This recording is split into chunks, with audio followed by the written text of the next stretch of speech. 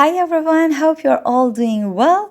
I'm teacher Rashin. You're welcome to English Ranas channel. We are on page 76, unit 36, news. رسیدیم به درس 36 از کتاب Collocations in Use. مربوط میشه به درس اخبار، news. بریم بخونیم پارت A رو که یه سری عبارتهای خیلی خیلی خوب و کاربردی رو برامون آورده. بریم ببینیم اونا چی هستن. ازتون میخوام که اگر ویدیو رو تا آخر دیدید و دوست داشتید و احساس کردید که حتی یه نکته از توش یاد گرفتید، ممنون میشم که ویدیو رو لایک بکنید و با دوستانتون به اشتراک بذارید. خب بریم سراغ پارت اول، پارت A, Collocations about newspapers. Collocations about newspapers. خب اولین collocationی که در این قسمت دارید میبینید a news story breaks هست. A news story breaks. بریم توی مثال اول بخونیم ببینیم میتونیم حدس بزنیم معنی این جمله چیه. The singer was out of the country when the story about his wife broke. The singer was out of the country when the story about his wife broke. میگه این خواننده خارج از کشور بود. خب was out بود، out of the country، خارج از کشور بود. When the story، وقتی این خبر، وقتی این داستان about his wife، در مورد همسرش منتشر شد. پس این خواننده خارج از کشور بود که ماجرا یا داستان همسرش یا خبر همسرش منتشر شد. پس عبارت story breaks به معنی منتشر شدن هست. منتشر شدن خبر. A news or a story breaks. برملا کردن یه خبر، فاش کردن یه خبر. خب بریم عبارت دوم. News comes in. این رو هم مثل قبلی اول بریم توی مثال بخونیم ببینیم میتونید حدس بزنید معنیش را یا نه. TV newscaster. TV newscaster همون گوینده خبر هست. TV newscaster. حالا ببینیم چی میگه. News has just come in of an earthquake. News has just come in of an earthquake. چی میگه؟ just که به معنی تازه است. این قسمت میگه تازه خبری به دستمون رسیده از زلزله. پس وقتی میگیم news comes in به معنی اینکه خبری به دستمون رسیده. News comes in، خبر به دستمون رسیده.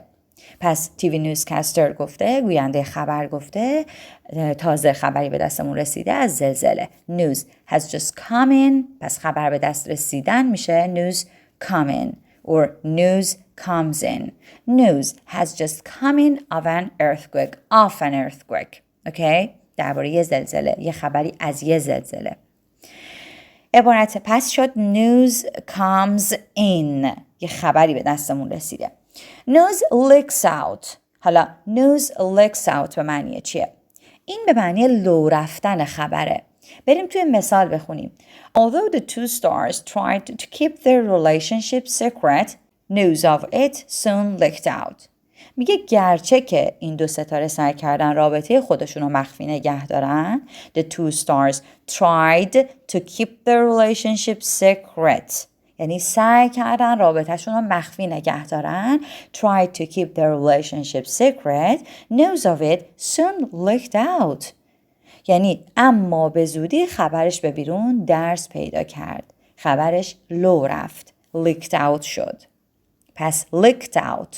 News of it soon leaked out. یا اصلا news of it leaked out. پس news وقتی leaks out میشه یعنی لو رفت. خبر درز پیدا کرد. Hit the headlines. این یعنی چی؟ بریم توی مثال بخونیم. The scandal is expected to hit the headlines tomorrow. میگه چی؟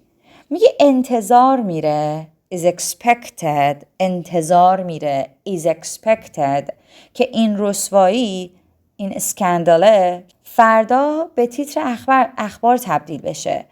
To hit the headlines tomorrow یعنی سرمقاله روزنامه ها بشه، به تیتر اخبار تبدیل بشه. پس وقتی hit the headlines میشه hit the headlines میشه یعنی به تیتر اخبارات تبدیل میشه، سرمقاله روزنامه ها میشه. پس انتظار میره که این رسوایی فردا به تیتر اخبار تبدیل بشه. عبارت بعد، پس این hit the headlines رو براتون سرکل میکنم. Make headlines. Make headlines. خبرساز شدن. make headlines. A dramatic story like that will make headlines worldwide. چنین داستان دراماتیکی a dramatic story like that چنین داستان دراماتیکی در سرتاسر جهان خبرساز خواهد شد. Like that will make headlines. Will make headlines. خبرساز خواهد شد. Will make headlines worldwide. در سرتاسر جهان. Worldwide. پس a dramatic story like that will make headlines worldwide. این از این عبارت. عبارت بعد front page headline. بریم توی جمله اول بخونیم ببینیم یعنی چی front page headline، چجوری استفادهش کرده. The scandal was the front page headline in all the newspapers. The scandal خبر رسوایی، این رسوایی scandal. The scandal was the front page headline in all the newspapers. In all the newspapers. میگه این رسوایی خبر تیتر صفحه اول همه روزنامه ها بود. The scandal was the front page headline. یعنی تیتر صفحه اول بود in all the newspapers. در همه روزنامه ها. پس این شده از front page headline. Front page headline. یعنی تیتر صفحه اول.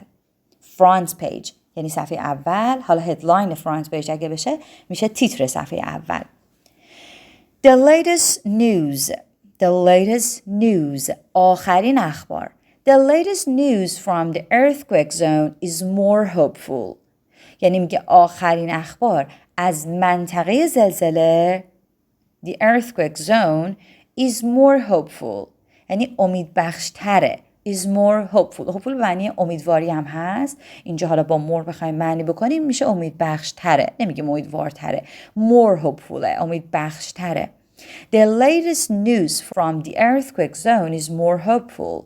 پس آخرین اخبار the latest news از منطقه زلزله from the earthquake zone is more hopeful. عبارت بعد be headline news یا be front page news. پس be headline news or be front page news. ببینیم توی جمله اول میتونیم معنیش رو حدس بزنیم و بعد معنیش رو بهتون شفاف کنم. Any story about the royal family will be headline or front page news in Britain. میگه هر داستانی، هر خبری about the royal family درباره خانواده سلطنتی، اون خانواده که شامل حالا ملکه و پادشاه و حالا بچه هاشون میشن will be headline. تیتر اول will be headline news. تیتر اول خواهد شد in Britain در بریتانیا. will be headline news یا will be front page news. پس چی شد؟ will be headline با news یا will be front page news in Britain. پس این royal family منظور یه خانواده سلطنتی هست. Any story یعنی هر داستانی، هر ماجرایی، هر خبری درباره این خانواده سلطنتی headline خواهد شد. headline will be headline یا front page news in Britain. Item of news یعنی چی؟ Item of news. ببینیم تو جمله یعنی چی. The main item of news today is the earthquake in Moskva city. میگه موضوع اصلی خبر امروز the main item of news. پس item of news میشه موضوع اصلی. The item of news موضوع اصلی خبر امروز the main item of news today is the earthquake زلزله تو شهر براسکوا هست. In Moskva city. درباره زلزله تو شهر براسکوا هست. این از این آیتم. run a story. run a story یا publish a story. run کردن یه استوری یعنی منتشر شدن اون خبره. publish معنیش هم نوشته. The Daily Times recently ran a story. میگه Daily Times اخیراً یه مطلبی رو درباره ran a story about گذشته run a story میشه ran a story. Okay? ran a story about an affair between a famous rock star and a politician. politician به معنی سیاستمدار. politician. میگه Daily Times اخیراً in recently یعنی اخیراً recently یک در مورد رابطه یه ستاره مشهور راک a famous rock star درباره رابطه یه ستاره مشهور راک و یک سیاستمدار منتشر کرده.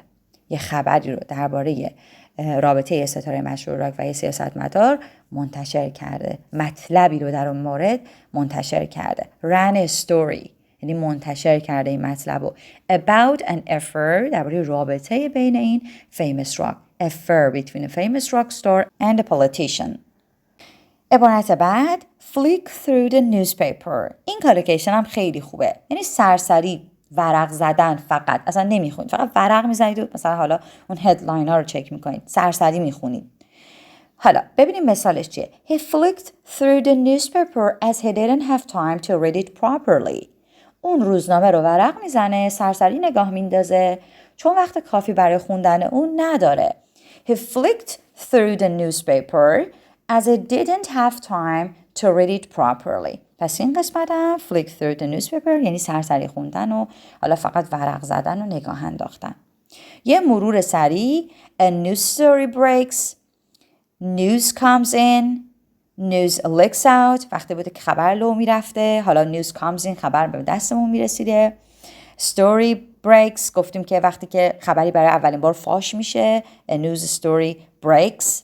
Hit the headlines به معنی سرمقاله روزنامه ها. Hit the headlines. Make headlines به معنی خبرساز شدن. Make headlines خبرساز میشه یه چیزی. Front page headline تیتر صفحه اول روزنامه میشینه و the latest news آخرین اخبار. Be headline یا front page news بشه یعنی خبر مهم میشه. Item of news موضوع اصلی اون اخبار. Run a story حالا منتشر شدن یه داستان یه ماجرایی. و سرسری خوندن هم که flick through the newspaper. خب خوشحال میشم که اگر ویدیو رو تا اینجا دوست داشتید لایک بکنید تا بریم سراغ پارت B. The language of news stories. خب بریم سراغ باکس اول. بذارید براتون از جلو بیارم. خب Minister gives the go ahead to plans. Minister وزیر gives the go ahead to plans یعنی به برنامه ها مجوز میده. gives the go ahead مجوز دادن به برنامه ها. to plans go ahead to plans. go ahead مجوز to plans به برنامه ها.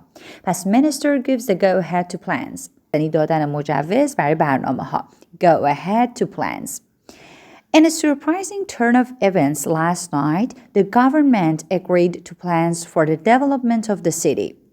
میگه in a surprising turn of events یعنی در یک دگرگونی و تحول غافلگیر کننده. surprising turn of events همون در یک چرخش یهو ورق برمیگرده، دگرگونی، تحول. turn of events last night شب گذشته در یک دگرگونی و تحول. The government agreed to plans for the development of the city. یعنی دولت با برنامه‌های توسعه شهر موافقت کرد. The government agreed موافقت کرد to plans با برنامه‌ها for the development of the city. با برنامه‌های توسعه شهر. Development of the city یعنی توسعه شهر موافقت کرد. Interested parties will hold talks throughout the week. Interested parties معنیشو اینجا بخونیم. People or groups who have a connection with a particular situation, event, etc. خب interested party افراد ذی‌نفع میشن یعنی افرادی که توی این موضوع درگیر هستن توی این قضیه. پس طرفین ذی‌نفع میگه در طول هفته throughout the week در طول هفته throughout the week hold talks یعنی مذاکره دارن.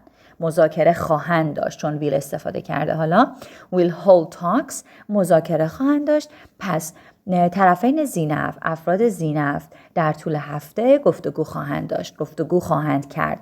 Interested parties will hold talks throughout the week. این از پارت اول. پس turn of events hold talks interested parties رو لغتش رو یاد گرفتیم. پس turn of events به معنی همون دگرگونی و تحوله. okay? surprising turn of events یعنی یه دگرگونی غافلگیر کننده. خب بریم سراغ پارت بعد. پارت دوم anti-smoking campaign به معنی کمپین ضد سیگار. خب the Minister for Health today outlined plans for a national anti-smoking campaign. میگه وزیر بهداشت و سلامت the minister for health وزیر بهداشت و سلامت the minister for health چندین بار تکرار میکنم که تو ذهنتون موندگار بشه.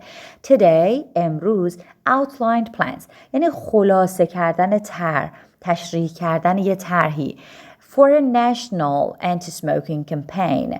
پس outline plans for a national anti-smoking campaign. میگه وزیر بهداشت امروز طرحهایی رو برای یک کمپین ملی مبارزه ملی national کمپین ملی مبارزه با دخانیات تشریح کرد. outline کرد یعنی خلاصه کرد تشریح کرد. پس the minister for health today outlined plans for a national anti-smoking campaign. The government intends to launch the campaign in the new year. The government intends to launch the campaign in the new year. لانچ کردن حالا این کمپین به معنی شروعشه، استارتشه، راه اندازی کردنشه. اوکی؟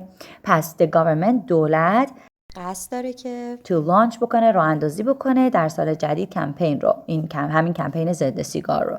بریم سراغ پارت بعد. پس عبارت outline plans رو یادتون باشه و همچنین launch the campaign رو. بریم سراغ پارت بعد که راجع به minister quits هست. حالا وزیری که استعفا میده. Minister quits. The arts minister has resigned after only 6 months in the top job. حالا وزیر هنر یا همون وزیر فرهنگ و هنر the arts minister has resigned بعد از فقط 6 ماه in the top job. The arts minister has resigned after only 6 months in the top job. وزیر فرهنگ و هنر has resigned استعفا میده after only 6 months in the top job. top job همون سمتشه. top job پس سمت شغلیش میشه top job. از سمت شغلی خودش از top job خودش استعفا میده. He has attracted attention over his controversial decision. controversial decision دقت بکنید یعنی تصمیم بحث برانگیز. He has attracted attention over his controversial decision to reintroduce charges for museum entry. میگه he has attracted attention چیکار کرد؟ اون به دلیل حالا تصمیم بحث برانگیز خودش برای اعمال کردن هزینه ورودی موزه این charges reintroduce یعنی دوباره میخواد اعمال بکنه بازگردوندن اون هزینه‌ای که برای ورودی میوزیم میدادن برای اینکه اون رو دوباره اعمال بکنه همه توجه ها رو به خودش جلب کرد چون این تصمیمش بحث برانگیز بوده. پس controversial decision به معنی تصمیم بحث برانگیز. پس اون به دلیل تصمیم بحث برانگیز خودش برای اعمال کردن هزینه ورودی موزه توجهات رو به خودش جلب کرد. پس reintroduce charges for museum entry یعنی بازگرداندن اون هزینه های ورودی موزه. reintroduce charges for museum entry. پس یه تاپ جاب داشتیم، یه attracted attention چیکار کرد؟ توجه ها رو به خودش جلب کرد. controversial decision هم که تصمیم بحث برانگیز. بریم سراغ پارت بعد. tourist taken captive یعنی توریست به اسارت گرفته شد. A tourist was taken hostage when rebel حالا میگه به گروگان گرفته شد یه گردشگر گروگان گرفته شد. A tourist was taken hostage پس taken hostage معنی گروگان گرفتنه. When rebel troops seized control of St. Pepys Airport last night میگه که وقتی که نیروهای شورشی شب گذشته نیروهای شورشی میشه rebel troops seized control یعنی تصرف کردن به زور گرفتن. A tourist was taken hostage when rebel troops seized control of St. Pepys Airport last night.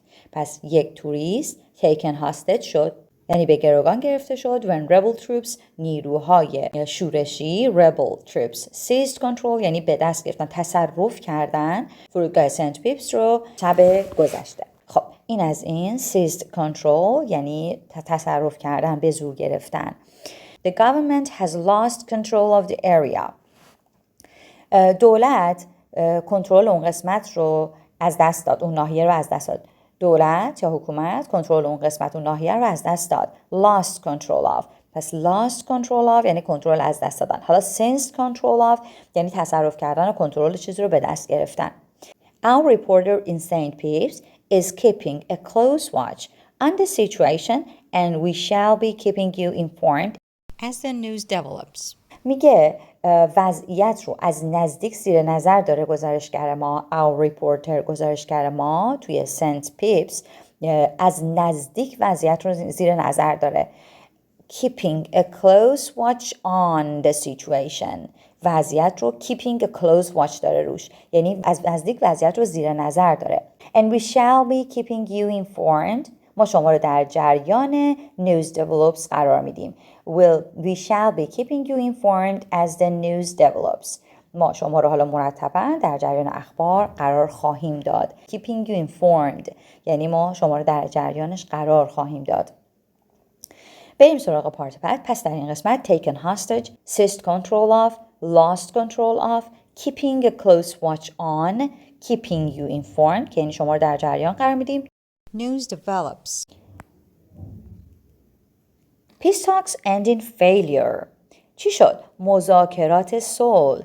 Peace talks یعنی صحبت ها و گفتگوهایی که در مورد صلح باشه. مذاکرات صلح Peace talks end in failure. به چی مواجه شد؟ با شکست به پایان رسید. end پیدا کرد، پایان رسید. in failure با شکست مواجه شد.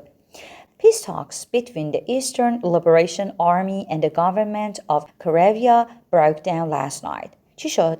Peace talks یعنی مذاکرات صلح بین ارتش آزادی بخش شرق Eastern Liberation Army یعنی آزادی بخش، ارتش آزادی بخش شرق Eastern and the government of Korea و دولت کاراویا broke down last night. شب گذشته شکست خورد. broke down. اینجا broke down به معنی شکست خوردنه. از break down میاد که گذشتهش میشه broke down. ولی خب میتونه معنی خراب شدن هم بده. روی مثلا ماشین، روی هر وسیله میتونه معنی خراب شدن هم بده. پس چی شد؟ Peace talks between بین Eastern Liberation Army و Government of Korea broke down شد last night. Civil war is now likely. Civil war is now likely. جنگ داخلی civil war is now likely. الان احتمالش بالاست. پس civil war یعنی جنگ داخلی is now likely. بریم سراغ پارت بعد. Lightning strikes. A building caught fire when lightning struck a farm in Hampshire yesterday. A building caught fire when lightning struck a farm in Hampshire yesterday. چی شد؟ دیروز بر اثر برخورد صاعقه yesterday بر اثر lightning struck برخورد صاعقه به مزرعه a farm در همشایر ساختمونی آتیش گرفت. caught fire شد یعنی آتیش گرفت. a building یه ساختمونی caught fire when lightning struck a farm in Hampshire yesterday. دیروز بر اثر برخورد صاعقه به مزرعه در همشایر ساختمونی آتیش گرفت. Fortunately there was no loss of life. خوشبختانه Fortunately there was no loss of life. No loss of life یعنی تلفات جانی نداشت. Loss of life نداشتیم.